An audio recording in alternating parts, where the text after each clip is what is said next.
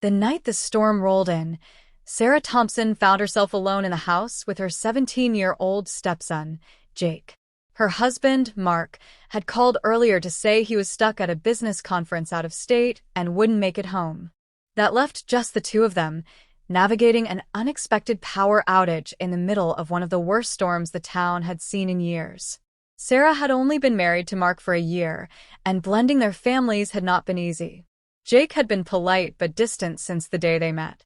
He wasn't openly rude, but he made it clear that she was not his mother and that he had no interest in pretending otherwise. Mark assured her that with time, things would improve, but Sarah wasn't so sure. Now, with the wind howling outside and rain slamming against the windows, she stood in the dim glow of the candlelight, wondering how they would pass the long, dark hours ahead. "Jake," she called out. His voice came from the living room. "Yeah?" "The power's out. Do you know where the emergency flashlight is?" She heard movement, then the sound of drawers opening and closing. A moment later, he appeared in the doorway, his phone flashlight casting long shadows on the walls. "Yeah, but the batteries are dead," he said. "We have candles, though." Sarah nodded. "Good. "Let's light a few." Together, they placed candles around the house, the soft glow creating an oddly intimate atmosphere. Sarah realized how quiet everything was without the hum of electricity. No refrigerator buzz, no TV in the background, just the sound of the storm outside and the occasional creak of the house settling. As she set down the last candle, her phone vibrated in her pocket. It was Mark. "Hey," she answered, relieved to hear his voice. "Hey, honey. How's everything over there?" "We lost power." "Figures. The storm's bad. They're saying it could be out for hours." Sarah sighed. "Are you sure you can't make it back?" "No way. The roads are flooded, and flights are grounded. I'll have to stay in a hotel tonight. Just keep an eye on Jake, okay?" She glanced at the teenager, who was now sitting on the couch, scrolling through his phone. "Yeah, of course." After hanging up, she sat down across from him. "Looks like it's just us tonight." Jake didn't look up. "Yep." The awkward silence stretched between them. Sarah wasn't sure if she should try to make conversation or just let him be. Eventually he spoke. "You don't like storms, do you?" Sarah hesitated, surprised by the question. "Not really.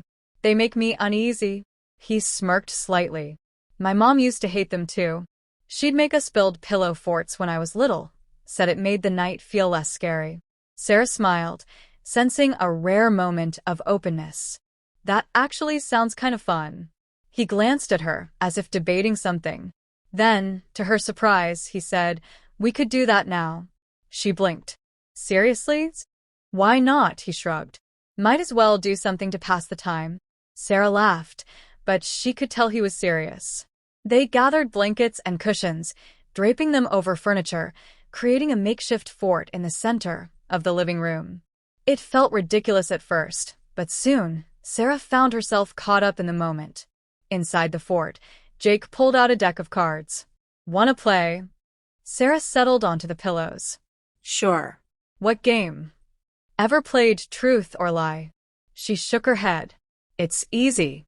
You say two things, one true, one false. I have to guess which is which." Sarah thought for a moment. "Okay." "I once met a celebrity and I can speak 3 languages." Jake studied her. "The second one is a lie." Her eyebrows lifted. "How did you know?" He smirked. "You always struggle to pronounce the names of dishes when we order takeout." She laughed. "Fair point. Your turn." As the game continued, Sarah noticed a shift in Jake. He was more relaxed, more willing to talk. They shared childhood stories, embarrassing moments, and favorite movies. The conversation flowed easily, and for the first time, it felt like they were connecting.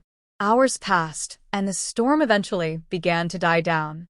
The power flickered back on, but neither of them moved to turn off the candles. Jake stretched his arms behind his head.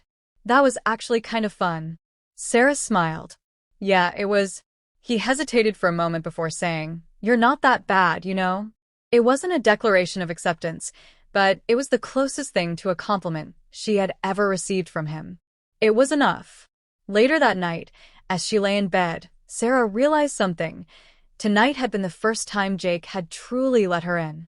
And for the first time since marrying Mark, she felt like she was finally becoming part of the family. The end.